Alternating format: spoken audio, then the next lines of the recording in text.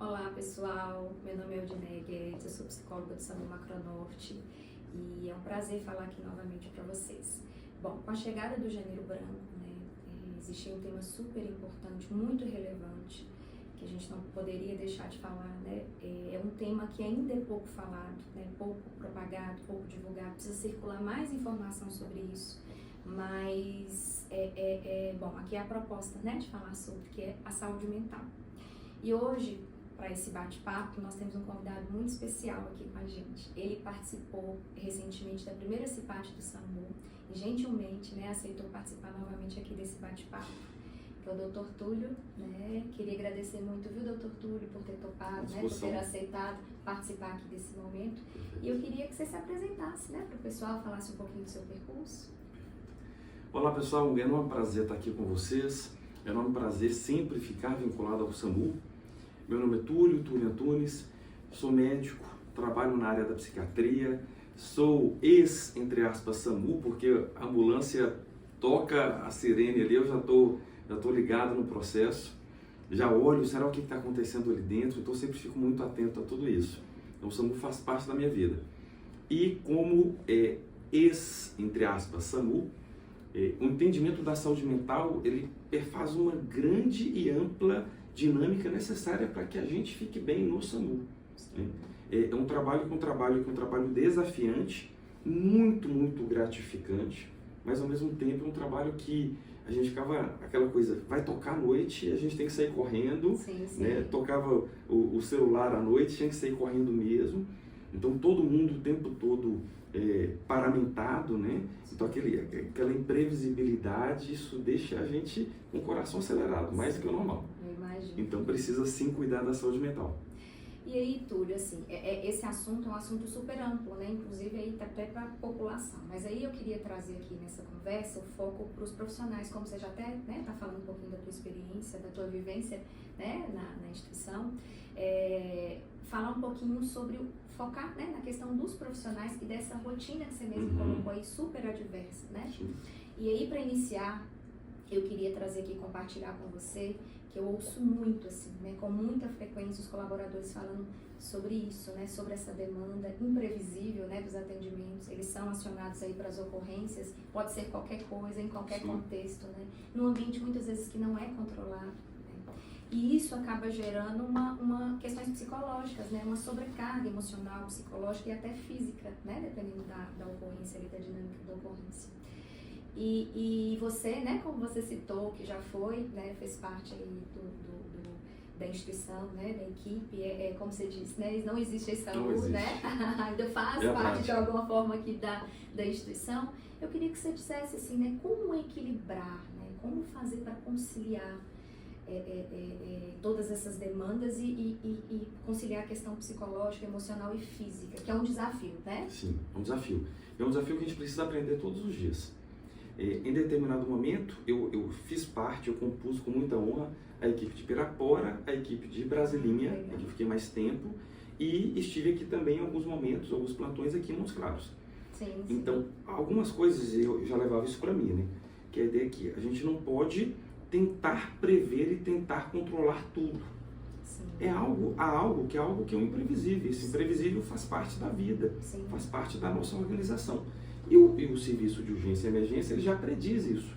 Apesar de nós termos uma estatística que diz quais são os casos mais comuns, nós temos um outro lado que é a imprevisibilidade de cada cena, de cada paciente, de cada família, de cada ambiente que nós estaremos socorrendo essas vítimas.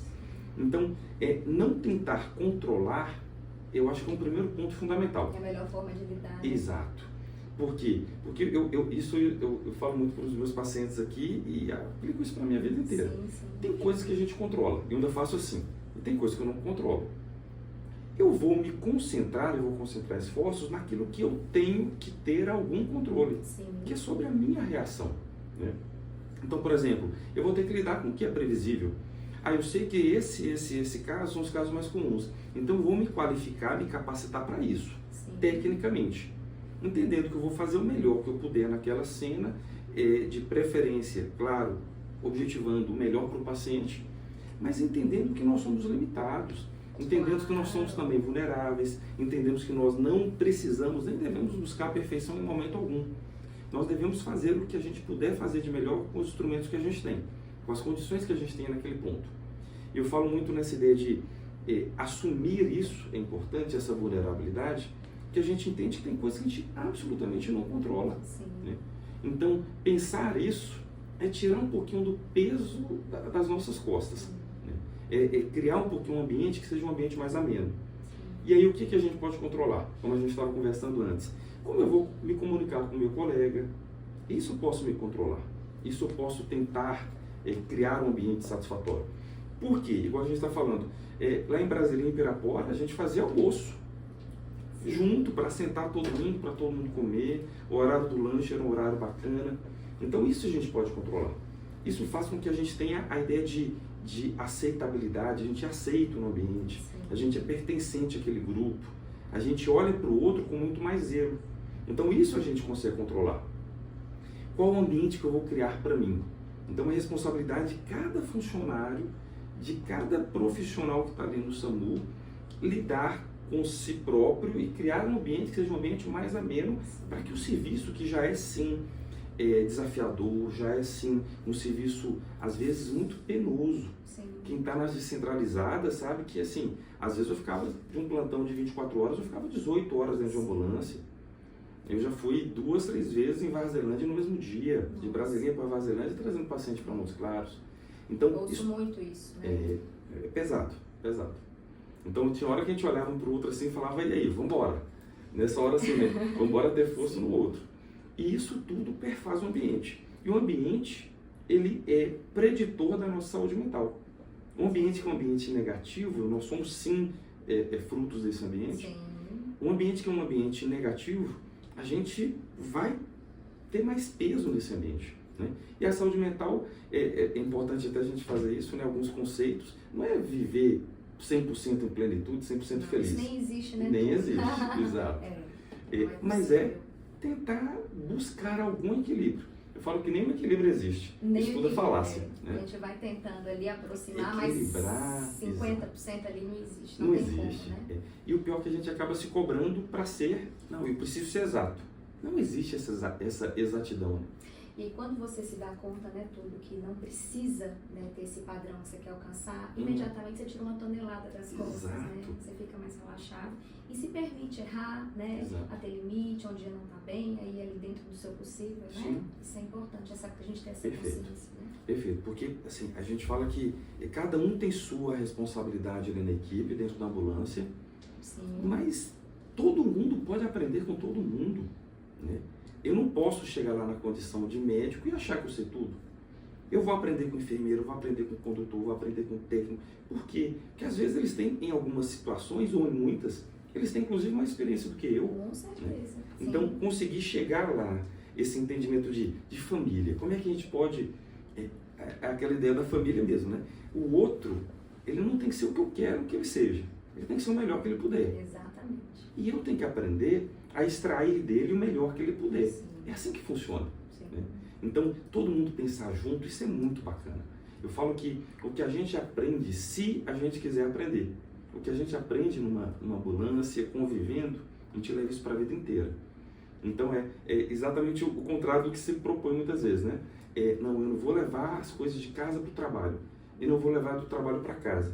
Mas se nós soubermos aproveitar, a gente vai conseguir levar muita coisa que a gente aprende dentro da ambulância, de convivência, do lidar. Extrair, né? A parte positiva, né? A parte que te agrega, fazer um filtro, na verdade. Perfeito. Né? Perfeito. Isso é importante.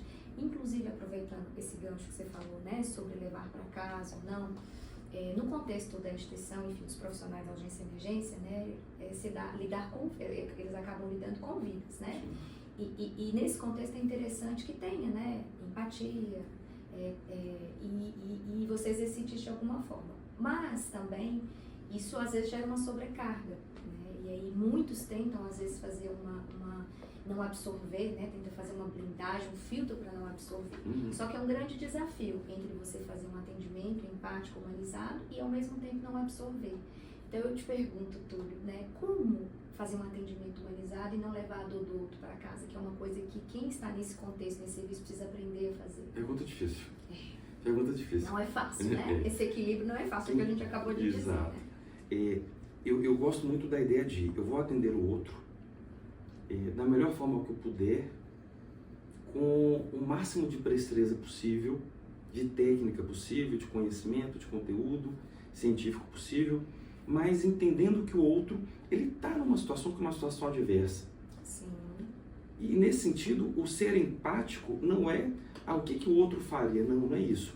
É como é que o outro, como é que eu posso me colocar na condição do outro, naquela condição ali, né? Porque no final das contas, entre aspas, tá? É muito fácil falar, poxa, mas o SAMU chegou, então eu tenho que ficar aqui. Muito difícil. Cada um tem uma vivência, cada um tem uma história. E como cada pessoa, cada paciente vai reagir, como cada profissional vai reagir, vai ser de acordo com essa história, né? Então, eu posso tentar me colocar no lugar do outro? Sim. Posso tentar, é algo que eu pratico muito, a ideia de, e se fosse minha mãe aqui comigo? Eu falo que tudo que eu estudei na medicina foi para atender duas pessoas que eu coloquei como público-alvo, como minha persona. Atender minha mãe e atender meu filho. Então, se eu estudo para atender meu filho, eu vou conseguir estudar da melhor forma possível. Para atender minha mãe, estudar o máximo possível para atender minha mãe. Então, se eu coloco essas referências de estudo para mim, que no caso foi minha forma de me garantir um estudo mais qualificado, e se acontecesse, o que eu iria fazer? Eu saberia conduzir? E aí, nesse sentido, eu atendo todo mundo, entendendo que é a mãe de alguém, que é o filho de alguém, né? Então, a gente vai precisar se dedicar, sim. Essa empatia. É de uma criança que está, às vezes, irritada, e a gente vai precisar fazer intervenções. Como que eu vou fazer as intervenções? Fazendo o que tem que ser feito, mas entendendo que sempre há formas amenas de se conduzir. São coisas fortes e densas, né? Eu posso criar formas mais amenas para isso. Agora, como é que eu não vou levar essa dor para casa? Entendendo que eu preciso aceitar a dor. A dor, ela existe, a dor é inerente à condição humana. E eu gosto muito da ideia da gente não evitar e não pensar. Aquela coisa assim, igual a gente estava comentando, fui alguns casos em Brasília no período de autoextermínio. Sim. E eu lembro das cenas. As cenas, elas estão aqui na minha cabeça. Então eu não vou ficar, não quero pensar naquilo, não quero pensar naquela cena. E passa um pouquinho e já está descrevendo a cena. Eu não quero pensar naquela cena que o policial me deu a lanterna e me fez entrar no mato escuro, apontando e procurando, até que eu vi a vítima. Eu não posso ficar pensando em não pensar, porque isso eu estou dando mais destaque para isso. Exatamente. Você está trazendo mais. Está trazendo, e eu começo a ficar com as mesmas emoções que eu senti naquele dia. Sim. E o esforço de não sentir aquilo que é impossível a gente não conseguir sentir, né? A gente fica naquela, não, mas eu não posso sentir, isso gera mais ansiedade, mais angústia ainda. Exato. Porque aí dá uma sensação de perda de controle, né? Sim. Porque quanto mais eu penso na cena, ou eu evito pensar na cena, eu estou falando da cena. Então, o que eu gosto muito de praticar? É criar um desvio do pensamento, né? Eu preciso criar para mim algo que seja muito significativo e algo que seja intencional, inclusive. Porque as pessoas estão acostumadas a viver essa parte emocional de maneira muito aleatória. Como se a mente não tivesse dono, como se a mente não tivesse comando, né? E na verdade, a mente ela é treinável. E nós precisamos treinar, regular as emoções, regular os comportamentos, criar coerência entre o que a gente pensa, o que a gente sente, como que a gente se comporta. Isso é fundamental. Então, não é evitar em pensar, tipo, eu não quero pensar nessa cena, eu estou pensando nela. Sim. Né? É criar um desvio de pensamento. No meu caso, por exemplo, eu tenho um vídeo que é meu amuleto. Eu falo que todo mundo tinha que ter esse amuleto, né? E aí eu tenho pacientes aqui que elas cantam louvor, na hora que elas estão entrando em ansiedade. Eu tenho paciente aqui que pega e lembra de uma foto, lembra de um momento, mas isso tudo é intencional. A gente treina. Você precisa escolher o que você vai lembrar e estabelecer isso como meta. Então, meu amuleto é o quê? É um vídeo que eu tenho. Hoje eu tenho... Meu filho tem 7 anos, mas na época ele tinha 2 para 3 anos. Deitado na minha cama, eu passando minha barba na barriguinha dele, ele rindo, assim. Só de pensar nisso, e é intencional o pensar, a gente vai treinando para pensar, eu já me desconstruo. Então aquele pensamento negativo, ele vai ser desconstruído por algo que traduz para mim muita alegria, muita ternura, algo singelo e algo que me acolhe. Então essa ideia de estabelecer filtros mentais faz toda a diferença quando a gente está vivenciando esses processos mais traumáticos. que eles efetivamente vão existir. Né? Na hora que a gente não consegue salvar a vida de alguém, na hora que a gente, às vezes, atendimento com criança, por exemplo, sempre me sensibilizou muito. Então, eu preciso criar mecanismos para corrigir as disfunções do pensamento, né? E me fazer olhar para aquilo que eu preciso olhar a maior parte do tempo, que são essas coisas positivas. Sim. E há positivo em tudo, em Sim. todo dia, né? Em todo momento, em toda circunstância. Para cada um de uma forma diferente, mas sempre há, né? Interessante você construir esses oásis aí, né? Ter esses contornos. E isso a gente está falando muito no contexto, né? Do serviço, da urgência e emergência, mas para a vida, né? Para a vida, para as coisas difíceis que às vezes a gente tem que passar, os desafios que a vida traz, a vida acaba trazendo para a gente, né? Então, sentir aquilo ali, mas também providenciar, né? Como você disse, esse filtro positivo, né? Esses oásis aí, para que a gente também consiga equilibrar, né? Então, isso é super importante. Ô Túlio, você falou, ainda falando sobre os atendimentos, né? Tem os que são mais marcantes, digamos assim, né? Que marca, inclusive, às vezes, a população, né? Causa uma comoção muito grande. E a urgência e emergência traz muito isso, está presente muito nesses momentos, né? Na maioria das vezes. E aí eu quero trazer a lembrança de um episódio que aconteceu, uma tragédia, né? Que marcou todo o país, que foi a creche de Janaúba, incêndio na creche de Janaúba. E os profissionais estavam ali na linha de frente, né? Muitos profissionais do SAMU estavam ali.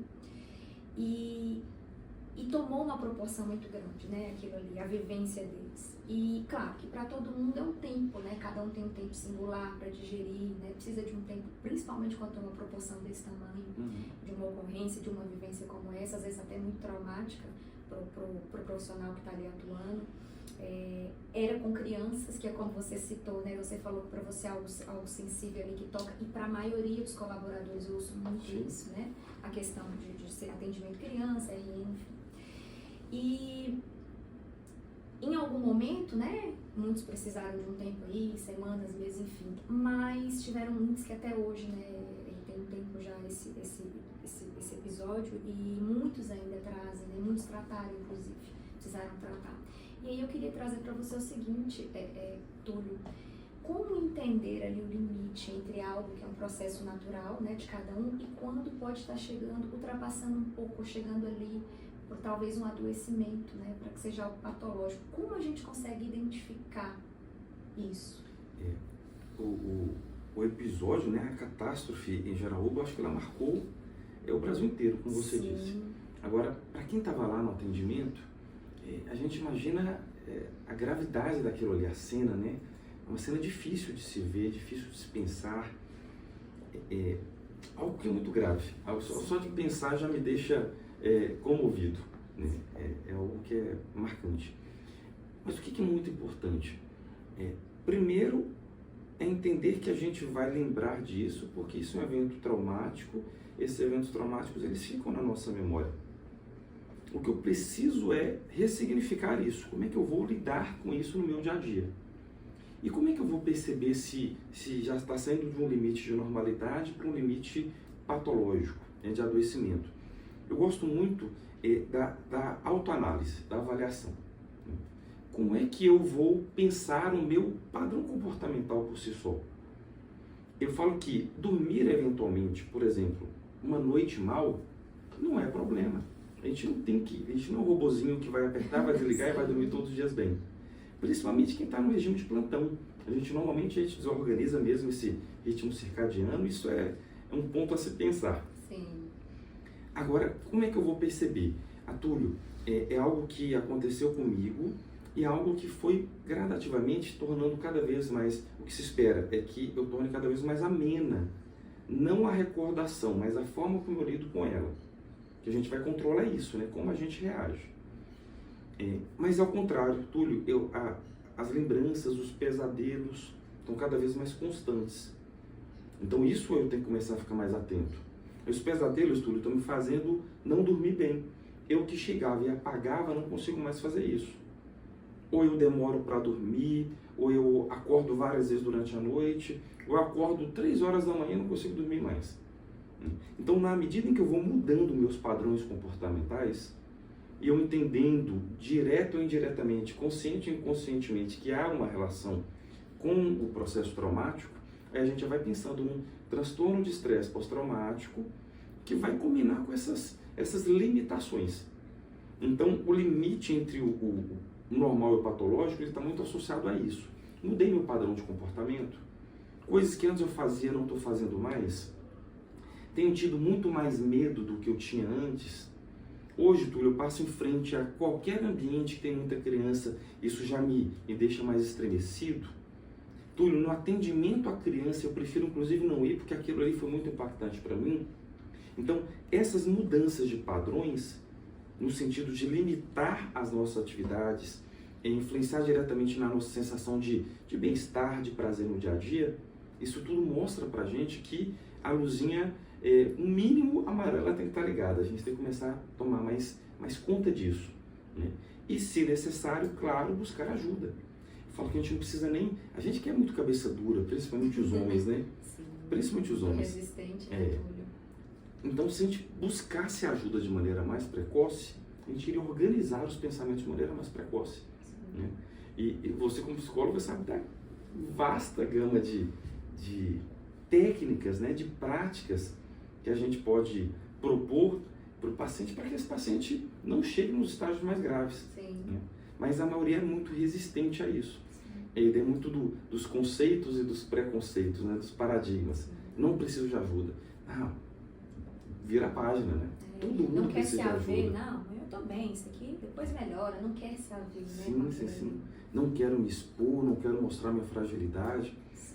Eu falo muito né, que quando a gente se aceita, né, com as nossas fragilidades, com as nossas vulnerabilidades, a gente deixa de transferir para o outro e para a circunstância o poder que ela tem sobre nós. Sim. Que se alguém falar alguma coisa comigo, Túlio, você é desonesto. Puxa, desonesto eu não sou. Então eu tenho convicção disso. Né? Eu me aceito na condição de honesto, é um valor para mim. Então o que o outro fala é problema do outro, não vai me atingir. Sim. E se o outro falar alguma coisa que eu sou, não, Túlio, ser muito chato em determinadas situações, ok, eu sou chato em determinadas situações. Verdade. Quem não é às vezes, né, Túlio? Aí ninguém me ofende mais. Né? Sim. Então essa ideia de se pensar a vulnerabilidade, se pensar, se conhecer, muda muito as coisas. E na ambulância a gente tem, aqui em Montes Claros até que menos tempo, mas fora a gente tem muito tempo para conversar, para entender o outro. Então cada episódio de transferência era uma hora da gente entender o paciente, entender a família, e nós nos entendemos enquanto equipe. Né? Inclusive venci muito do período que também foi muito catastrófico, né? Que foi o período todo da Covid. Sim. Então estava em trabalho no SAMU nesse período, que agora foi recente, né? E também foi muito traumático. Sim. Né? Porque de vez em quando, olha a situação, a gente ia pegar a paciente, deixava a paciente no CTI de Brasília de Minas, ou aqui em Montes Claros, e depois eu mesmo, 2, 3 dias depois, estava assumindo esse paciente. E muitas vezes, o fim do paciente, o fim do processo não era satisfatório, né? Então isso tudo era dolorido, que a gente cria vínculo, não tem jeito. E não tem como não criar. Né? As pessoas falam, se acostumam, né? Na verdade, a gente nem se acostuma com a dor, a gente se acostuma com a forma, e a gente vai treinando a forma como a gente reage à dor. É claro, a gente tem que criar alguma blindagem, né? Mas é muito importante entender qual que é o limiar entre o normal e o adoecimento. Porque a gente vai em busca, tem a oportunidade de buscar terapia mais precoce, sim, organizações mais precoces. Você traz uma coisa muito importante, né, que é a questão do autoconhecimento, de você se conhecer, né, saber que a gente percebe, né? Às vezes a gente até consegue perceber, né, Túlio, mas a gente não quer se haver como você colocou, sim, né? Você sente que não tá ali como costuma ser, às vezes começa ali com uma dorzinha, um desconforto, e a gente vai, né, deixando passar, não quer se haver com aquilo, né? E realmente só procura quando já tá no extremo.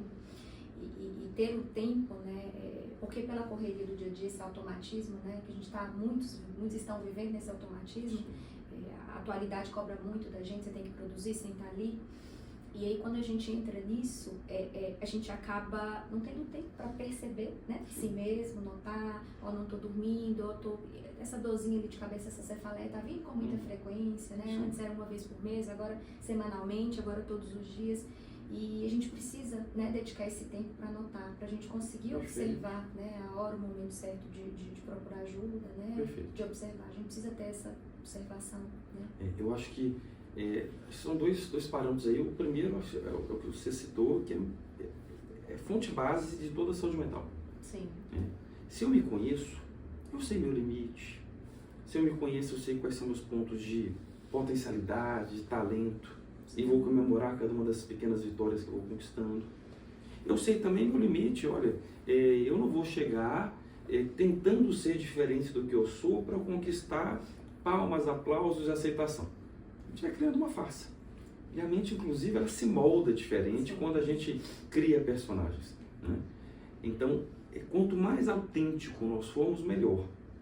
Que nós seremos aceitos nessa autenticidade, né?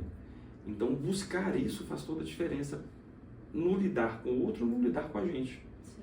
Então, eu gosto muito dessa ideia de autoconhecimento. Acho que uma prática tem que ser uma prática diária. Sim. E olha só, fiz medicina, inúmeros cursos de pós-graduação, de capacitação, e ninguém nunca falou comigo sobre autoconhecimento. Olha só. Ninguém, nós nunca tivemos assim. É uma aula do curso de medicina, são 6 anos. Sou formado aqui pela Unimontes, mas são 6 anos em que ninguém falou sobre autoconhecimento. Isso é um horror, né? Porque você só vai servir bem ao outro se você estiver bem organizado do ponto de vista de saúde mental. Sim.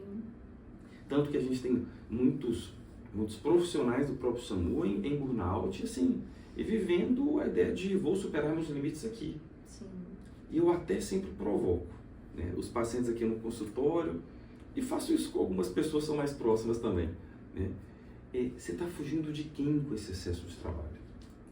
E é engraçado que quase sempre tem alguém para apontar o dedo. Né? Para que se manter sempre ocupado, né? Exato. É isso. Às vezes não está querendo ficar sozinho consigo mesmo. Exato. Ele sempre está fugindo da gente, está fugindo da gente. Ali para não se haver, né, com algumas questões. E esse enfrentamento é necessário. Muito. Porque a gente tenta se organizar para fazer um atendimento bacana, mas não consegue se organizar para comandar na sua própria mente. Sim. Né? Então a gente tinha muita ideia de... E a equipe, quando vai ficando organizada, né, empática, coesa, com um olhar a gente... Só de eu falar isso aqui, eu lembrei de vários olhares, né, durante os atendimentos que a gente olhava e falava, agora vai, é isso, aquilo. E a comunicação em alça fechada, né? Eu comunico e me certifico do que o outro entendeu. O outro faz o que tem que ser feito e comunica o que foi feito. A gente treina isso para o outro, mas não consegue treinar isso para a gente, né? A gente fica se perdendo em vários pensamentos, sem conseguir concluir. Sim. Então a gente se perde nessa subjetividade. Sim. Então faz toda a diferença a gente não fugir da gente. Alguns enfrentamentos, eles são necessários e é preciso clarificar tudo isso. Não que a gente tenha que resolver tudo de uma vez.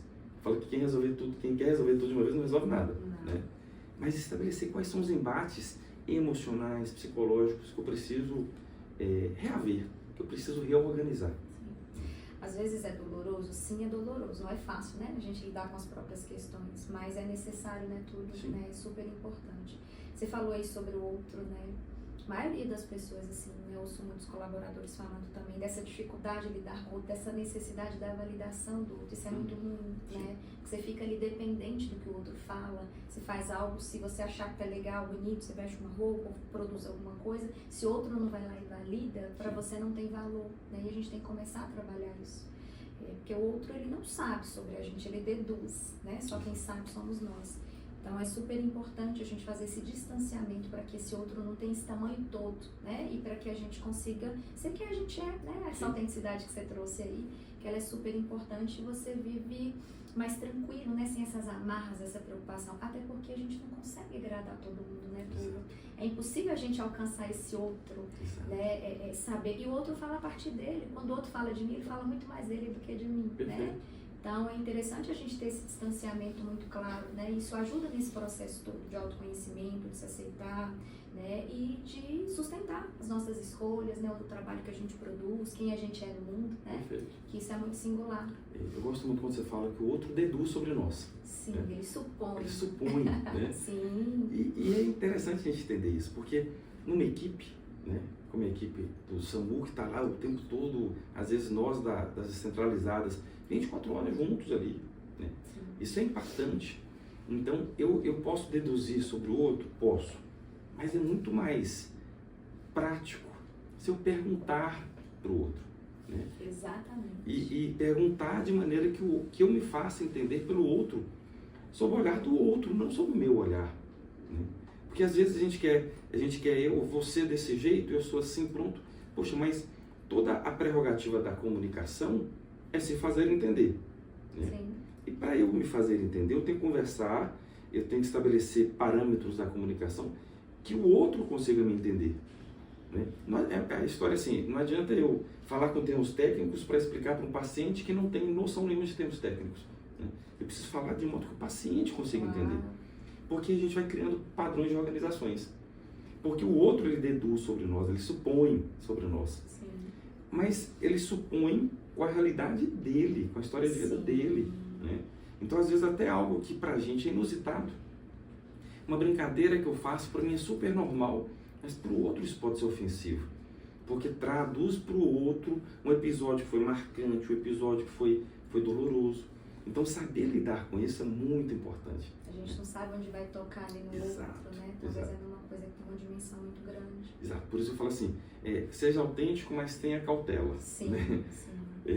Não entenda que o outro tem que gostar das coisas que você gosta. Não queira agradar todo mundo, que a gente realmente não vai. É impossível. É impossível.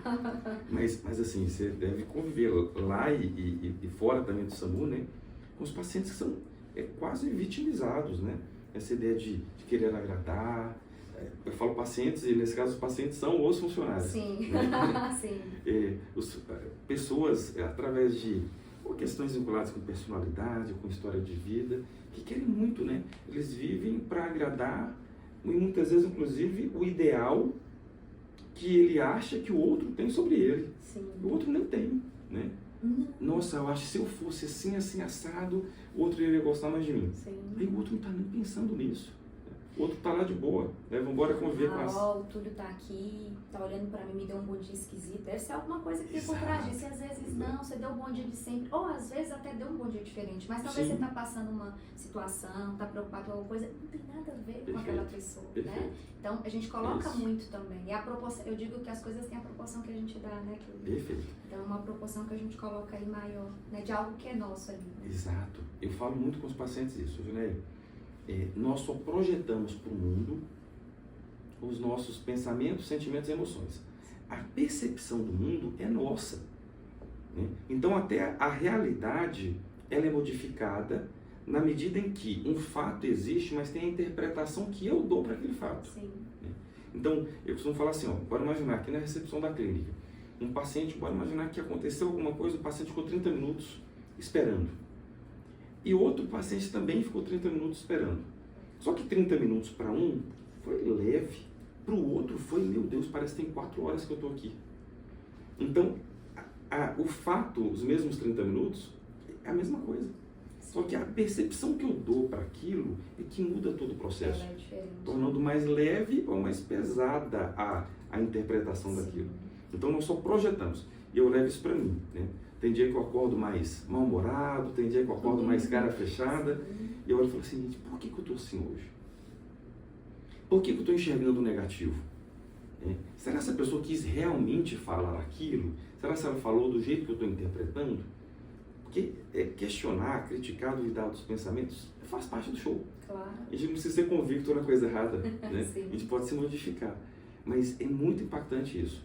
Entender que o paciente ele está ali, o paciente que a gente está socorrendo, ou mesmo nós, né, profissionais, nós só projetamos para cada situação, até o treino das reações a gente fez ao longo da vida. Então alguém vai gritar mais mesmo, né?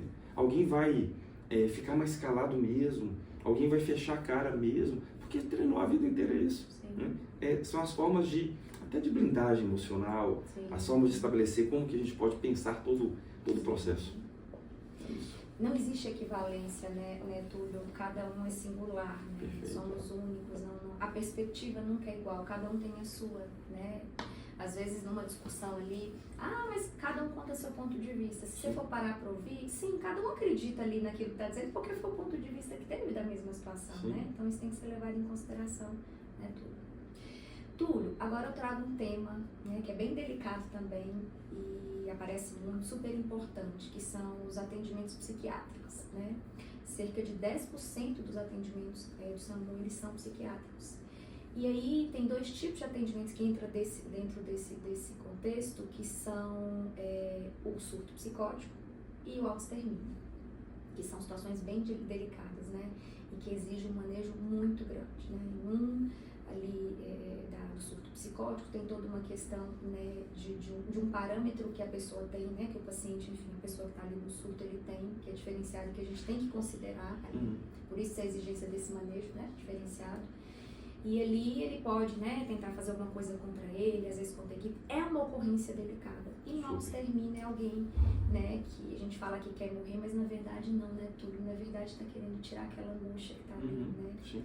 Sair daquilo ali de alguma forma e que sim, né, pode se machucar e pode conseguir tirar a própria vida. Então são contextos e manejos muito delicados. E eu queria te ouvir um pouquinho para falar sobre isso, né, que é também uma coisa muito difícil, né, de dizer, porque, enfim, cada ocorrência ali dessas especificamente são muito, muito singulares. É um ambiente que não tem, né, muito controlado, é imprevisto ali o que pode acontecer. É delicado, mas assim, o que você diria sobre isso? Você tem alguma orientação, né, em relação a como manejar, como conduzir nessa situação? São temas muito delicados mesmo. E são temas distintos, né? Ambos muito densos. Sim. Em relação ao surto psicótico, eu sempre levava, e essa é a orientação do próprio SAMU, levava como primeira ação é o zelo com a equipe. A equipe precisa se cuidar. Por quê? Porque a gente tem que entender que a ideia do surto psicótico não há mais um senso de racionalidade. Se não há um senso de racionalidade, não há um senso de causa e consequência. Então, os comportamentos, eles ficam, sim, comportamentos muito mais impulsivos, muito mais imprevisíveis. A gente está pensando, por vezes, no paciente que é adicto, que usou uma determinada substância, ele está, sim, hiperativado. Um paciente que é esquizofrênico, está passando por um período de crise, não está medicado. Então, nós temos que entender que há uma personificação ali de algo que é grave, de algo que é, até certo ponto, não controlável por nós, e entender que eu não posso exigir que o outro se comporte de maneira racional, sendo que ele é doente, ele está em adoecimento. Ele está em crise, ele está em surto. Isso é muito importante ter essa precaução, porque a equipe ela tem que ser zelosa, né? Por isso, inclusive, a orientação do SAMU. Você vá só quando você tiver apoio da polícia, para que você consiga resguardar. E mesmo assim, a cautela toda é mais no sentido de zelo na aproximação, de cuidado com o que a gente tem de instrumento que está ali do lado, e uma aproximação zelosa, cautelosa, um paciente que já está ali, um paciente já contido pela polícia. Isso é muito importante, né? E nessas ocorrências, eu sempre ficava dessas ocorrências, o que sobra para mim depois delas, né, na minha cabeça.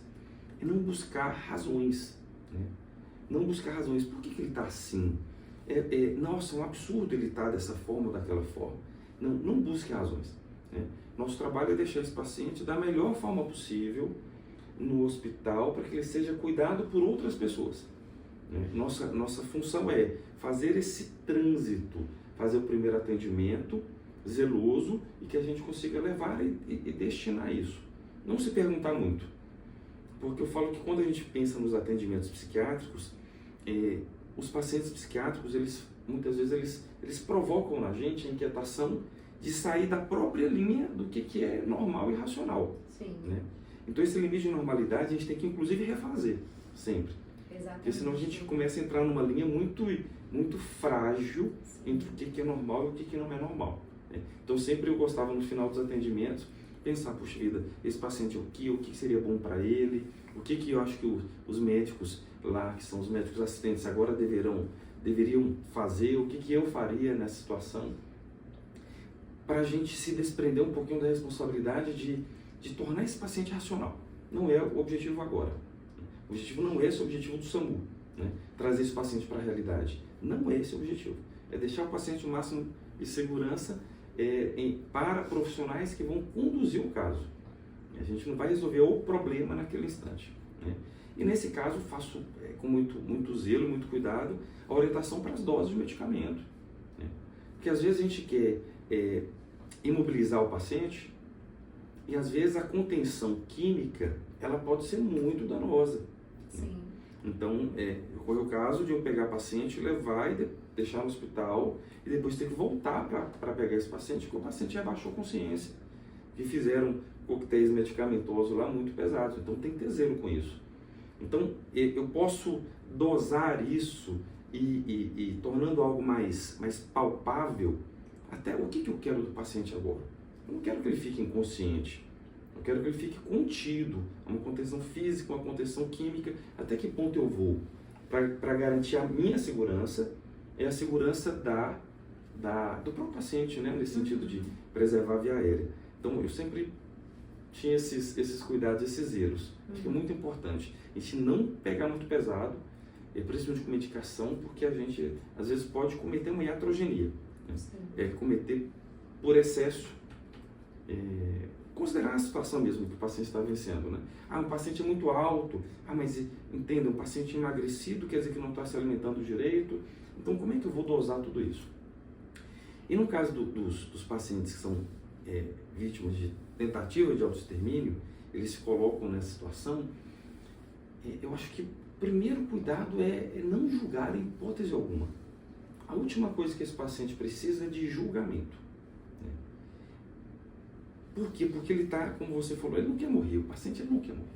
Ele está fugindo de algo que ele considera que é algo que ele não controla, ele está fugindo de algo que é muito grave para ele, não precisa ser grave para mim não, tem que ser grave para ele, por isso que ele fez aquilo. Entender que isso é um ato de desespero, de uma angústia, de uma aflição tão grande, que fez com que o paciente chegasse naquele ponto, né? Então, muito cuidado, eu falo que as pessoas conversam às vezes demais. Sim. Né? Não, mas para que você é tão nova, tão bonita? Poxa, quem está se colocando numa condição dessa de eliminar sua própria vida, de se exterminar, não está pensando, não quer escutar se é tão bonita, tão jovem. Né? Eu quero qual é a raiz do meu problema. E não é função do SAMU conduzir isso. Então, aos profissionais eu falo, a ideia de empatia é isso, né? É a ideia como é que eu vou intervir da melhor forma possível. E às vezes não conversar, não julgar, né? Às vezes assim, você pode até julgar mentalmente, aí é o problema seu. Não precisa verbalizar. Não precisa. Esses pacientes eles já são, assim, eles já estão sofrendo uma catástrofe diária. Né? Mas é porque terminou com o seu namorado? Puxa vida, ninguém entende que há uma transferência, ela transferiu para o namorado, a nova razão da vida dela, e ela tinha uma dependência emocional. Não é sobre o namorado, é mais sobre o que ela projetou ali naquele relacionamento, né? E isso não é de um dia para outro que você vai resolver, né? E não vai ser uma frase minha, uma fala minha, no contexto desse que já é tão grave, né? Igual, poxa vida, às vezes os profissionais viram e falam assim, mas você não olhou, olha o tanto medicamento que ela tomou e você não conseguiu. Não é responsabilidade da família. Sim. Controlar de maneira exata isso. A família não consegue prever isso também, né? Então, julgar menos, às vezes o silêncio ele acolhe mais do que falar de maneira muito aleatória e permitir que essa pessoa seja conduzida, né? Eu falo que nessa hora tem o zelo de até você falar assim, claro, e a gente entende, né? Olha, que Deus te abençoe. Às vezes a pessoa está brigada com Deus naquele momento.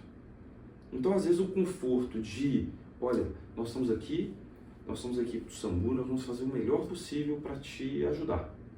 Meu nome é Túlio, o nome tal, e nós nos apresentamos, a gente está aqui à sua disposição. Então, às vezes, quando isso é possível, só essa apresentação já quebra todo aquela frieza do atendimento, aquele desespero do atendimento, né? E olho no olho mesmo, olha, eu estou aqui para te ajudar. Então, aperta a mão, ou às vezes é uma mão no ombro, você já dá uma acalmada. É alguém que está aqui zelando por mim. Então, não julgue, se tiver que falar bobagem, evite falar, né? Se coloque na situação daquela outra pessoa também. E volto. Acabou a ocorrência, fez o que você podia ter feito de melhor, para um pouquinho, cria o seu ritual para você sinalizar o que é normal, o que não é. Sim. Que como a gente é produto desse meio, a gente acaba muitas vezes até normalizando, né? Uma coisa que eu nunca pensei, eu passo a pensar. No meu ambiente de tristeza, nos meus problemas, uma determinada época do ano, igual a gente fala, dezembro e janeiro, são períodos muito marcantes do ano, né? Pelo fechamento de um ano, pelo início de um outro ano. A gente chega agora para falar de janeiro branco, né, do mês mundial, né, de prevenção do adoecimento mental. Então, a gente acaba incitando algumas reflexões. Sim. Então, preciso ter cuidado com isso, né? Como é que eu vou sair da minha ambulância sabendo que eu fiz o melhor e voltando para a minha realidade? Né? De que, olha, eu posso ser grato, isso tem que ser intencional, inclusive. Né? Eu posso ser grato pelo meu serviço, grato pela vida que eu ajudei a salvar, grato pelas oportunidades, grato pelo meu crescimento profissional e pessoal, para a gente se distanciar um pouquinho do tema, né? Do surto, da perda de controle, do autoextermínio, para a gente voltar e tentar voltar para a nossa normalidade. Sim. Tudo muito interessante o que você traz. Eu gosto muito, falando de empatia, né? Eu gosto muito do termo da empatia, do conceito que, assim, muitos dizem, empatia é se colocar no lugar do outro. Eu já ouvi questionamento de colaborador, mas eu fiz tal intervenção, mas eu tive empatia, fui tentar orientar, fui tentar falar, fui tentar dar conselho, né? Dizer para ela procurar ajuda, procurar religião, enfim, né? Coisas que a gente suscita. Só que a gente tem que entender que empatia, pelo menos o conceito, né, que eu gosto muito, essa questão de se colocar no lugar do outro, é se colocar que o outro está sofrendo, né, que ele está vivendo uma angústia, é entender e respeitar isso, não é se colocar no lugar do outro no sentido de querer viver aquilo ali, querer falar para ele o que você faria naquela situação, sim, né, mas é entender que esse lugar, se colocar no lugar do outro é de respeitar aquilo ali, né, poxa, eu não consigo mensurar, porque é o que a gente falou, de que a perspectiva de cada um é única, né, a gente não vai conseguir nunca mensurar aquilo ali, mas é entender que é um sofrimento, né, e respeitar aquilo ali. Outra coisa também que você trouxe super interessante, você falando aí, né, que nesse tipo de atendimento de situação, é você não julgar, né, não querer racionalizar, não querer entender o que acontece, que é impossível, né, do processo de cada um. Então, quando você aplica essa empatia, esse pensamento, eu acho que você vai conseguir conduzir, né, manejar aquela situação da melhor forma. Achei muito interessante, né, não querer julgar, não querer, enfim, de alguma forma intervir ali. E aí, Túlio, queria trazer mais uma questão que é super importante. Claro que a intenção, assim, nos atendimentos é sempre que o final ali, o desfecho ali seja positivo, que você consiga levar ali, né, o paciente com vida, ao hospital, enfim. Mas nem sempre é assim, né, Túlio? No contexto dos profissionais da saúde, na verdade, da urgência e emergência também, nem sempre isso é possível acontecer. Ainda que a equipe se empenhe, ainda que faça o seu possível, faz parte, né, da contingência da verdade da vida, né? Você pode às vezes conseguir tornar a situação e às vezes não. Foge do nosso controle, que é aquilo que a gente estava dizendo, né? Muitas coisas, na verdade, né?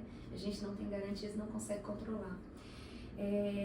Mas isso gera muitas vezes um impacto nos profissionais. Eu ouço muito eles dizerem assim, né? Mas aí eu fico com aquela sensação de que eu podia ter feito um pouco mais, né? Será que eu fiz o suficiente? Será que eu podia manejar de outra forma? E é uma coisa que é difícil a gente conter, a gente controlar, né? Sim, tudo. Sim. Eu acho assim, reavaliar os atendimentos, acho que é sempre muito importante, né? Essa pergunta eu sempre me faço aqui no consultório, me fazia no período do SAMU também. O que eu poderia ter feito diferente? O que eu poderia ter feito melhor? Será se eu não tivesse realmente conseguido essa segunda alternativa de uma intubação orotraqueal, por exemplo, será se eu teria uma terceira? O que eu poderia ter criado diferente para facilitar? Será se eu perdi o time do processo? Acho que esse feedback ele pode ser feito até em equipe. Sim. Acho que é fundamental, né? Sim. Inclusive, acontece muito, né? Quando vocês voltam da ocorrência, não sei se provavelmente na época que você atuava também na instituição, né? De fazer ter essa conversa entre a equipe justamente para levantar essas questões, né? Para agregar justamente, para discutir ali. Perfeito. Né? E essa tem que ser uma prática, assim, muito estimulada, né? E a gente fazia, a gente conversava, a gente discutia, e inclusive tinha liberdade de falar, poxa vida, será se você não tivesse feito tal coisa? Poxa vida, será se aquela maleta não tinha que estar ali? Quem é que tinha que ter levado a maleta? Porque é isso que permite a gente entender que isso nunca é pessoal, né? A gente está falando da profissão. A gente se permite preparar para o próximo atendimento. Sim. Agora sim, uma coisa que a gente tem que levar em conta. Por isso que o preparo mental é importante. É muito fácil, depois que você já fez o atendimento, você ficar olhando para a hora do atendimento e lembrando, puxa vida, eu deveria ter feito isso, isso e aquilo. É muito fácil você de longe se julgar, ou até de longe você julgar o atendimento que é feito pelo outro. A prática, por isso que experiência é tudo no SAMU, né? Eu preciso ter muito conhecimento, preciso estudar muito, mas é na prática que a gente consegue, inclusive, se permitir errar e corrigir. Porque a gente faz isso muito na vida, né? Eu escuto muito, você deve escutar muito isso lá no consultório também. Que é de, nossa, naquela época eu deveria ter feito tal coisa. Poxa, mas você não está naquela época mais. Você já passou. Já passou. Você é outra pessoa. Você tem que pensar assim, naquela condição, com aquela maturidade, com aquele conhecimento, você fez o melhor que você pôde? Sim. Fez o possível, Fez o possível? Sim. E nós temos um agravante aqui no SAMU, que é o quê? Muitos pacientes eles já estão no estágio muito grave, né?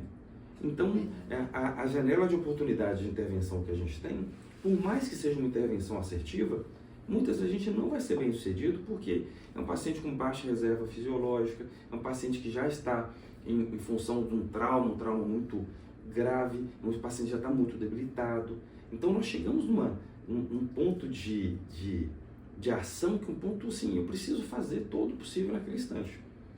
Então, uma orientação é avalie a conduta, mas não se julgue. Né? Não se julgue como pessoa, tente melhorar. Não se julgue como profissional, tente melhorar. Porque, caso contrário, a gente vai carregando uma pedra que é muito pesada. A ideia de, a gente falou sobre não julgar, né, o paciente que a gente está atendendo, mas também diminuir um pouquinho esse estresse do auto-julgamento. E a autocompaixão, ela traduz muito isso, né? De como que eu posso me perdoar para me permitir avançar. Caso contrário, eu vou para a próxima intubação com medo, exatamente porque a intubação anterior eu tive mais dificuldade. Ok, essa dificuldade também nos prepara. Né? E esse entendimento que a gente vai encontrar eventos adversos, que é o imprevisível, que a gente não tem controle, sim, a gente controla muito pouco, né? Às vezes a gente não controla nossas próprias reações, né? Que é muito comum. Sim. A gente vai tentar controlar uma situação de cena, é muito difícil. Muito difícil. Né? Eu ouço muito, às vezes, porque que é muito comum, por exemplo, né? Um outro ali constatado, e aí a reação do familiar. Ah, mas é porque a equipe, né? A equipe demorou, é porque a equipe não fez a conduta como deveria, né? E isso mexe muito com o profissional. Só que a gente tem que entender, primeiro, que eu acho que é uma reação muito comum, né? Quando que é do ser humano, né? A gente querer justificar, querer racionalizar, né? Ter um motivo por que aquilo aconteceu. Então, é uma reação muito natural do familiar, querer achar uma justificativa pelo que aconteceu. E é o que você falou, isso tem que estar muito bem estabelecido, né? O profissional muito tranquilo consigo mesmo. E que a gente faça o que foi possível e que fez o que foi possível, para que ele não absorva aquilo ali, né? Não fique se questionando, porque é uma coisa natural, né? Não absorver aquilo como verdade, porque eu ouço muito, já aconteceu muito. A equipe fez a condução, usou a conduta, seguiu o protocolo, tudo certo, mas quando o familiar chegou para mim e disse, mas foi algum erro de vocês, alguma coisa aconteceu aqui, né, nessa tentativa de tentar justificar e amenizar a dor que ele está sentindo, isso vai e toca em algum lugar de profissional, né, e faz com que ele fique com essa angústia, com esse questionamento. Né? Sim. E isso é tão importante, Odinei, que você falando aí, eu me lembrei de inúmeras cenas assim, né? Sim. Da pessoa falando, não, mas vocês demoraram de chegar. Poxa, a gente nem estava na cidade na hora que nós somos acionados, inclusive. Né? Então, assim, a gente precisa entender o outro, né? Não precisa nem concordar. Sim. O que precisa é entender que ele está naquela situação. Muitas vezes ele precisa sim apontar o dedo. Sim. Né? E que ele vai ressignificar aquilo ali. Sim. Acho que o mais importante é a equipe ter a consistência, a coerência de falar, nós fizemos tudo que foi possível. Né? E nem apontar o dedo entre as pessoas da equipe, não. Apesar de poder apontar, né? A gente está apontando para crescimento mútuo. Né? Mas saber que, assim, na prática é diferente, na situação é diferente. Às vezes, a gente vai numa determinada circunstância que algo ali nos paralisou de alguma forma. Isso tudo é possível. Mas aí é aquela grande questão. Eu não controlo o outro, mas a nossa reação a gente tem que controlar. Né? Ou pelo menos tentar controlar. Sim. Se o outro está brigando, eu não preciso brigar. Né? Eu sei que eu fiz o possível. Eu sei que eu fiz todo o necessário. Eu vou explicar isso para o paciente. Mas não tem como você justificar ou explicar ou tornar algo palpável para quem não quer, ou não pode, ou não consegue, inclusive, entender aquilo naquele momento. Ainda mais uma coisa nessa dimensão que é a morte, né? Exato. Que não tem resposta, né? Não tem o que dizer, Exato. Não tem nada concreto sobre isso. Né? Exato. E é entender que a gente muitas vezes está atendendo pessoas que não têm noção nenhuma do que deveria, inclusive, ser feito. Né? Então, na hora que ele fala, vocês deveriam ter feito diferente. Poxa vida, vamos entender que ele está falando isso porque é a condição dele de se proteger. Né? Mas aí do outro lado, quando a gente atende pessoas que têm consciência. Sim. E aí, assim, claro, a condução é nossa, é SAMU que está conduzindo. Né? Isso é muito importante, que eu até falava assim, com os colegas da base, né? Não, na hora que eu coloquei a mão, o paciente virou meu. Eu não quero ninguém todo mundo do hospital mexer, não. Eu coloquei a mão no paciente, porque agora nós somos responsáveis. Né? Até porque se der alguma coisa errado, não, foi na hora que o SAMU chegou. Era muito comum isso. Os pacientes graves, muito instáveis, não, mas na hora que o SAMU chegou, pô, foi só o SAMU chegar, o paciente ficou assim. Falei, moço, eu liguei para cá antes, eu já sabia que o paciente estava assim. Eu já tinha informação que o paciente estava grave. Porque senão transfere a responsabilidade muito para a gente. Né? E aí, efetivamente, a gente chegava e por vezes, tinha que estabilizar mesmo o paciente primeiro para depois conduzir o paciente. Então, são situações muito densas, né? São situações muito, muito graves que a gente vai aprender a ter manejo. Tem que aprender. Tem que aprender. E ainda dentro desse assunto, tem a questão da comunicação do óbito também, que é algo muito delicado, né, Túlio? E aí a gente traz de novo a questão da empatia. Acho que você tem uma sensatez num momento tão delicado, uma empatia, né, na hora de comunicar isso. Acho que é interessante o profissional ter, né? Porque ainda que não seja da demanda enfim, do SAMU, né? Você constatou ali, finalizou o trabalho, acho que não custa nada ter um pouquinho de empatia, uma sutileza, uma delicadeza ao falar, entender o momento difícil que aquele outro está passando, né? Eu acho que é interessante, né, que você tenha isso. Sim, eu acho que é fundamental. E a história que fica daquele paciente que foi a óbito é uma história que ela ainda está sendo construída. Então, se ela ainda está sendo construída, como nós vamos falar, como nós vamos comunicar, vai impactar diretamente no aumento da sensação de frustração, de perda, de aflição da família ou não. Sim. Então, saber falar com zelo, saber falar com cuidado. Eu gosto muito da ideia de saber o ambiente em que você vai falar. Né? Não é só o jeito que você vai falar. O jeito é importante, demais da conta. Sim. Mas, às vezes, você puxar para um cantinho ali da ambulância, coloca dentro da ambulância para a pessoa respirar. Acho que isso é um zelo, como você falou, que não é da função do SAMU, né? Não é, entre aspas, nos limites legais, mas é uma função nossa como ser humano. Claro, claro. Olhar para o outro e conseguir identificar que aquilo ali é um pesar. Né? É um detalhe talvez pequeno para você ali, mas que vai fazer total diferença para aquela pessoa que está recebendo aquela notícia, né? Do impacto que ela vai ter. Inclusive deixando claro que, olha, nós estamos aqui, normalmente eu sempre citava isso, aquela apreensão de, será se eu tivesse feito alguma coisa a mais por ele, será? Eu falava, não, aqui a gente tem tudo, você conduziu de maneira certa, você ligou para o SAMU, nós chegamos o mais rápido possível, aqui a gente tem todos os instrumentos necessários, então a gente tentou fazer por ele, a gente fez por ele, muito do que era necessário. Eu, às vezes, até dependendo do paciente, falava, se ele estivesse em São Paulo, na capital, ele teria esse mesmo atendimento. Então, entenda que não é sua culpa o que aconteceu, né? Porque você tira o peso. Né? E você transforma aquele momento em um momento que seja um momento mais ameno, só pelo olhar, pela forma como a gente fala. Né? E isso cria a nova história. a história pós-paciente, né? Com o paciente não presencial, não aqui presença física. Sim, Isso faz sim, diferença. sim. Demais. Muito, né? Demais. Quando você recebe pessoas que passaram por essa experiência, né, do luto, perderam alguém, a gente sabe a dimensão e a proporção que isso pode ter para alguém. Sim. E aí eu quero trazer agora uma questão que é muito importante, eu vou te dizer, assim, eu uso com muita frequência, quase que generalizada, assim, que é a questão do profissional de saúde, ser da saúde, estar ali, entender da importância da saúde, atuar ali, cuidando do outro, né, orientando o outro, lidando com a demanda do outro, mas não cuida de si próprio, né, Túlio? Não cuida da sua própria saúde. É muito interessante, assim, de não perceber, de não querer se haver realmente, de às vezes levar um tempo grande para ele reconhecer que ele não está bem, né? Não sei se é porque fica, às vezes assim, por conta da profissão, você fica muito naquela posição, sabe, de ter que cuidar do outro, né? Então eu não posso adoecer, não posso ficar do outro lado, porque eu tenho que estar bem para cuidar do outro. Mas isso acontece com muita frequência, muita mesmo, assim, de chegar a só tratar e cuidar quando a gente está numa situação mais crítica, mais grave, sabe?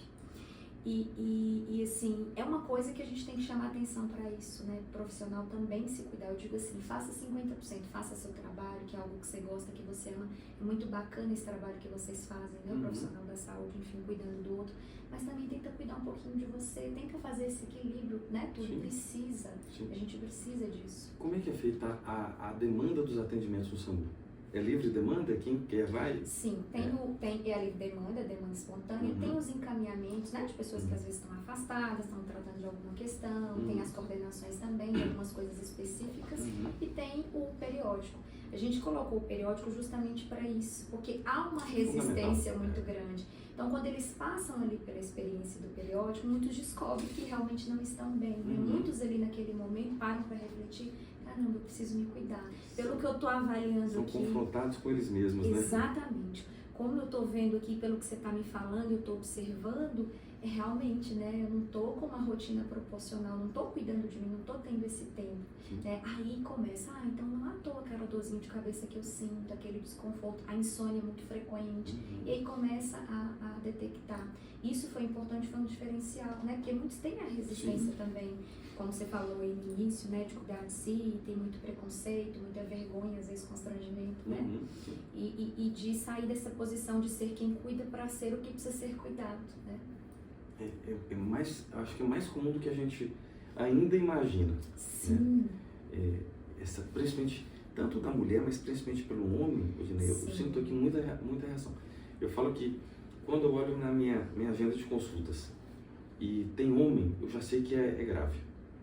Eu já sei que para ele chegar a procurar, tá crítico. Aí eles chegam aqui muitas vezes, é muito comum inclusive, olha, eu só tô aqui porque minha mulher pediu, foi minha mulher que marcou, nem queria estar aqui. Nem precisava. Obrigado, tô aqui contra a minha vontade. Nem precisava estar aqui, eu sempre fui muito saudável. Eu tô ótimo. Aí depois escuta, eu só quero deixar claro que a gente precisa mudar alguns padrões de pensamento. Um deles você pode não querer estar aqui. Agora, se achar que você é saudável, não acho. Sim. Tem que ir desfazendo alguns conceitos, que só na hora que a gente amplia esses conceitos, é que a gente consegue, tornando claro, entender qual a intervenção que é necessária. Sim. Né? E qual que é o grande problema aí? É que a gente acaba adotando muito comportamento, alguns comportamentos ruins, normalizando esses comportamentos, e ele vira nosso novo normal. Sim. Como se a minha vida fosse aquilo. Automatiza. E eu posso automatizar coisas boas e automatizar coisas ruins. Né?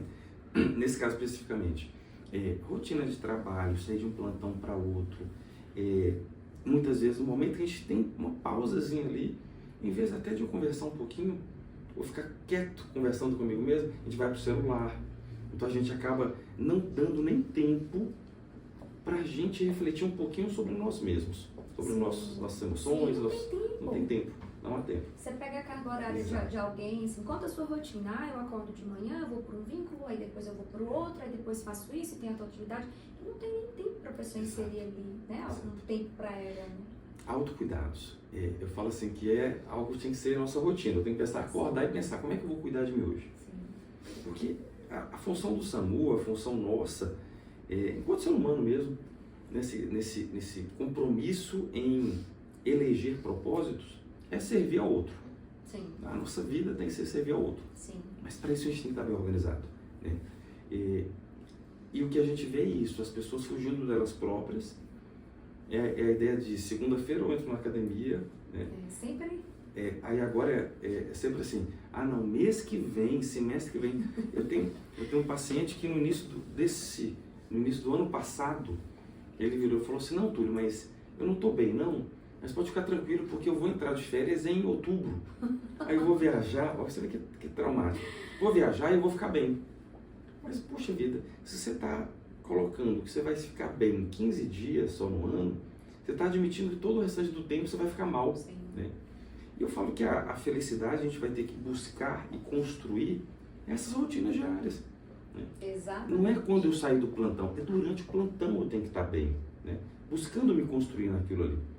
Querendo ou não, ou é uma escolha que eu fiz e tenho feito, é uma escolha que eu tenho que viver agora. Mas eu estou ali. Eu estou ali por opção, ou porque eu não construí algo ainda diferente, ou porque eu queria estar ali, ou porque eu já quis estar ali. Eu tenho que assumir essas responsabilidades, né? E me construir. E nessa ideia de me construir, eu falo muito assim, ter um mapinha do tesouro, se eu chegasse aqui, ó, Jenny, o mapa do tesouro está aqui, está o mapa do tesouro na sua mão. Não vai te tornar mais rica. Só ter um mapa do tesouro.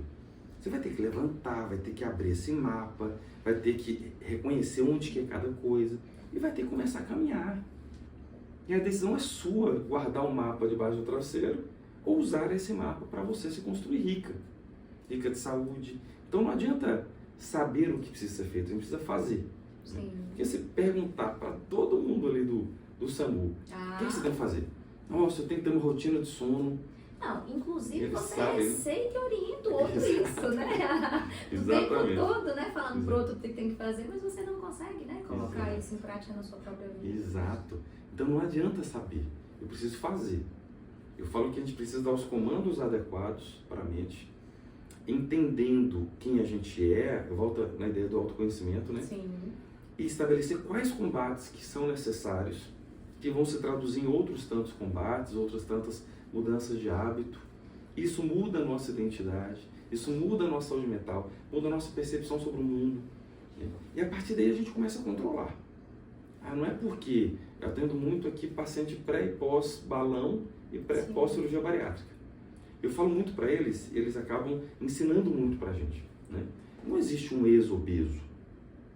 Eu preciso fazer com que eu consiga controlar na minha mente a ideia de que eu preciso controlar a minha alimentação, controlar meus hábitos, minha prática de atividade física. Eu não posso colocar uma meta, quero emagrecer 15 quilos e depois eu vou comemorar no rodízio de pizza. Né? Mais ou menos assim. É necessário que a gente consiga sim cuidar da gente, entendendo todos os dias o que hoje eu vou fazer por mim, para a minha saúde, para que eu tenha mais bem-estar físico e bem-estar mental. E embutir esses hábitos na nossa rotina. Né? Se eu não tenho tempo, o tempo todo que eu queria, qual o tempo que eu tenho? E como é que eu estou aproveitando esse tempo? Eu falo que a atividade física, por exemplo, musculação, uma corrida, quer que seja, é muito mais do que só físico. Né? Com certeza. A ideia de eu estou me dedicando um tempo a mim, Sim. eu estou cuidando de mim, eu estou ficando um tempo em silêncio, quietinho, sozinho, remoendo minhas coisas e reorganizando minhas coisas. Né? Então, assim, é fundamental. Nos tratamentos de emoções, né, nos tratamentos psicológicos, pensar em saúde física, em atividade física, por si só, deve ser uma recomendação permanente sua lá, né? Sim, com todos esses benefícios.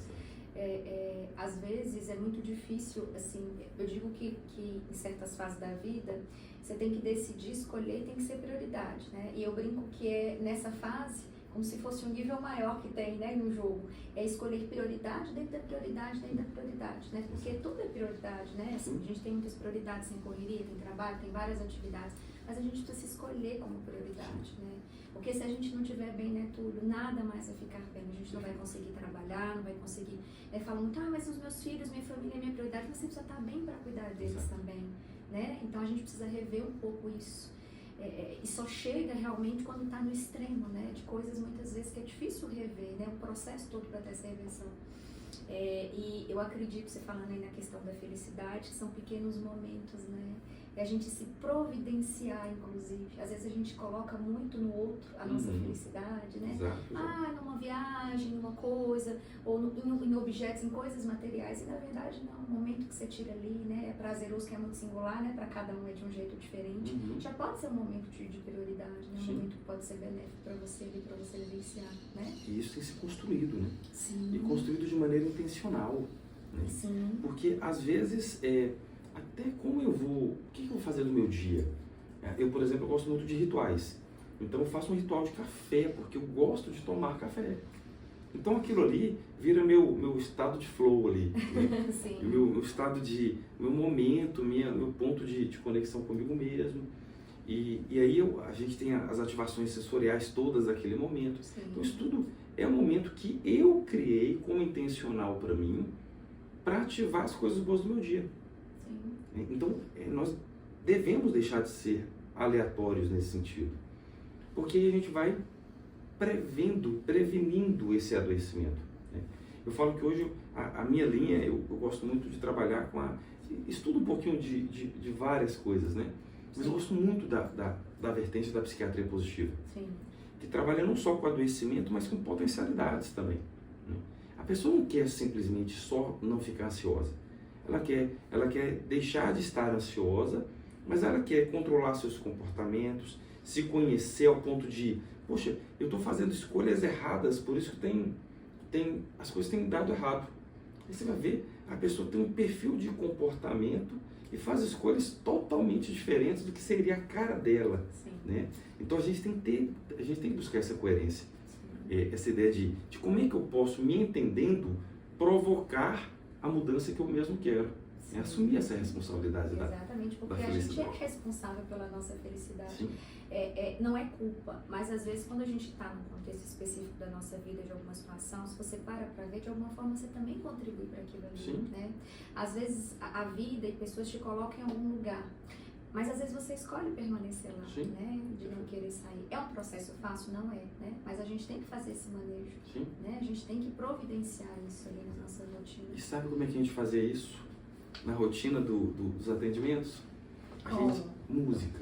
A música, a gente escutava muita música.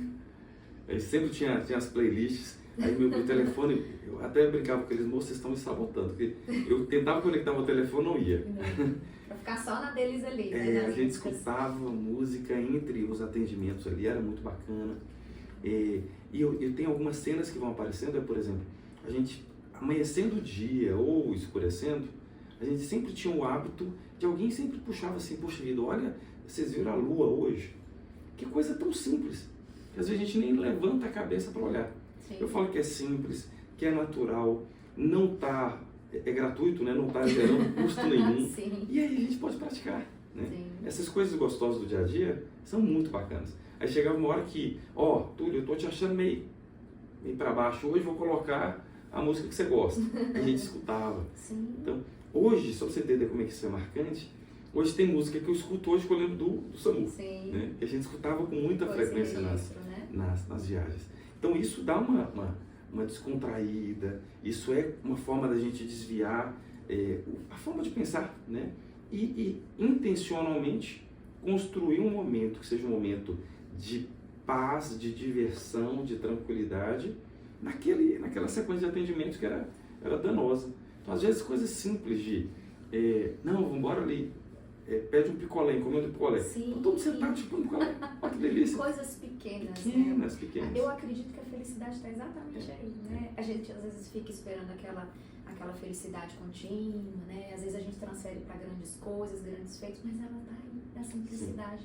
Um abraço que você dá, uma conversa bacana que você tem, um picolé que você chupa, né? Uma música que você ouve, está nesses pequenos momentos, né? Você falando aí da psiquiatria positiva, eu também acredito muito que tudo, na verdade, pode contribuir, né? A gente faz uma associação muito que o mental e o físico, né? Então, não tem associação, né? Que tá cada um ali separado. E, na verdade, não, né? Os dois, um interfere no outro, né?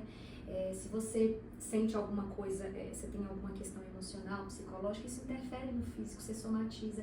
E vice-versa, quando você não está bem por alguma questão física, isso também interfere no psicológico, né? Então as coisas vão ressoando em você como um todo. Então tudo que a gente puder fazer, esses momentos, tudo que a gente puder fazer para ter, né, também uma boa saúde, fazer atividade física, dormir bem, se alimentar bem, tudo isso contribui, né, para que a gente esteja bem. E eu digo que se você está bem, porque a vida, né, Túlio, ela traz desafios o tempo todo pra gente, é uma coisa que a gente não tem controle. Mas se você tá bem, né, mentalmente, fisicamente ali, se conhece, você consegue contornar de alguma forma tudo que vem. Mas se você não tá bem, você pode estar num contexto idealizado como melhor, que nada vai estar bem. Exato. A gente não tem como as coisas estarem bem se a gente estiver mal. Não. Aonde a gente for, a gente vai levar isso. Eu até brinco, né, com os pacientes assim, não adianta você viajar. Sim, vou lá para outro país. A bagagem você está levando, né? A bagagem está aqui dentro. Sim, né? Então organiza, né? Separa as coisas certinho. Olha, meus problemas pessoais, meus problemas com mulher, com marido, meus problemas no SAMU, meus problemas com... Senão a gente torna tudo muito mais denso. Porque é na realidade da vida que a gente vive. Sim. Né?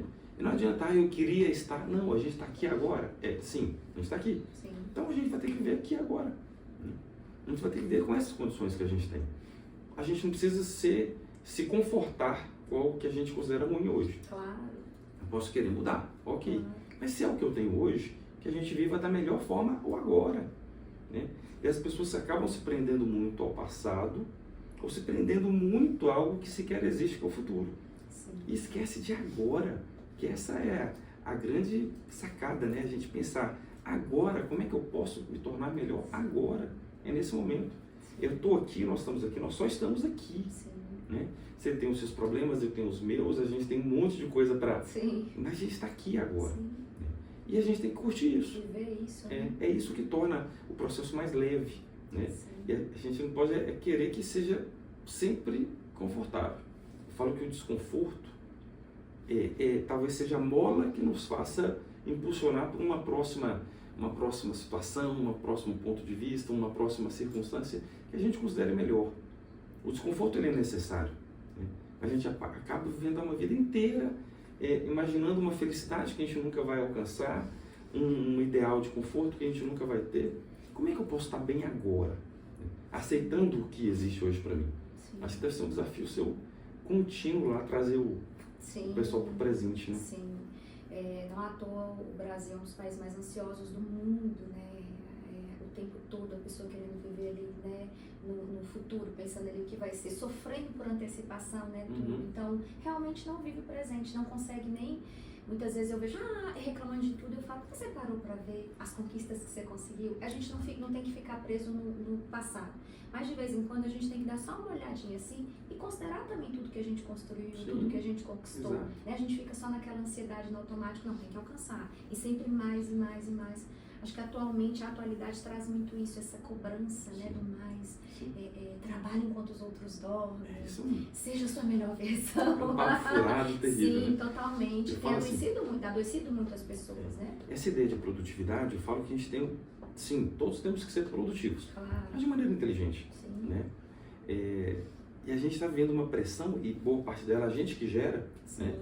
De que eu preciso seguir caminhos que são caminhos de outra pessoa, que fez com que outra pessoa ficasse bem sucedida, só que a gente coloca como se fosse meta, né? Eu preciso fazer, eu preciso cumprir, eu preciso ser, eu preciso ter. Aí aquela ideia de que a grama do vizinho sempre fica mais verde, né? E a gente vai alimentando a nossa frustração. Né? Quando a gente coloca... E aí o problema, quando eu estou muito no futuro, eu nem olho para as minhas habilidades. Sim. Porque o ponto é, agora no presente, o que eu preciso desenvolver para chegar naquele outro ponto que eu gostaria de chegar. Sim. Ok? Mas quando a gente está se perdendo no que, eu quero ser assim, quero ser assado, a gente não consegue nem olhar para a gente. Né? E a gente cria parâmetros tão distantes, metas tão inalcançáveis, muitas vezes não mensuráveis, né? Que a gente vai ampliando nossa frustração no dia a dia. Sim. Eu falo que se a gente criasse menos expectativa, a gente seria muito mais feliz. Né? Que a gente fica frustrado com a expectativa que a gente mesmo gera, Sim. né? Frustrado com o que a gente acha que o outro gostaria que a gente fosse. Não, seja, né? Seja o que é possível Seja o que é possível ser, exatamente. Eu falo que a gente é o que é possível ser e o nosso possível a cada dia é diferente. Perfeito. Né? Cada dia o nosso possível é um. Exato. Né? E a gente tem que considerar isso, né? Entender isso. E respeitar isso, o limite disso, né? De cada um. Bom, nosso papo está chegando ao fim, viu, Túlio? Foi muito bom mesmo poder, muito boa e muito importante a nossa conversa, poder ter essa troca aqui hoje, viu? Queria agradecer você muito, viu, por ter tirado um tempo, né, da tua rotina para estar aqui conversando sobre esse assunto tão importante, viu? Contribuindo aqui muito. E queria dizer que a gente está à disposição, viu? Muito obrigado mesmo. Tá? Eu que agradeço. Muito obrigado. Tá? E pessoal, muito nós obrigado. Vamos chegando ao fim, viu? Quero agradecer muito a atenção de todos e até a próxima. Até a próxima.